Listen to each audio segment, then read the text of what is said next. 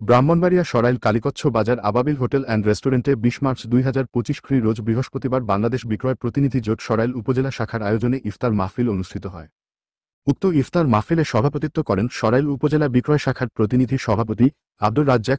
এ সময় আরও উপস্থিত ছিলেন বাংলাদেশ বিক্রয় প্রতিনিধি জোটের সম্মানিত সদস্য মোহাম্মদ সৈকত হোসেন, মোহাম্মদ ইব্রাহিম, মোহাম্মদ নেয়ামত হোসেন, মোহাম্মদ বোরহান উদ্দিন রুবেল, শাহিন আলম চৌধুরী সহ সাংবাদিক আব্দুর রহমান খান ওমর, মোহাম্মদ মাসুদ, মোহাম্মদ ফারুক আহমেদ, মোহাম্মদ কামাল পাঠান, মোহাম্মদ আল আমিন বক্স সহ আরও অনেকে।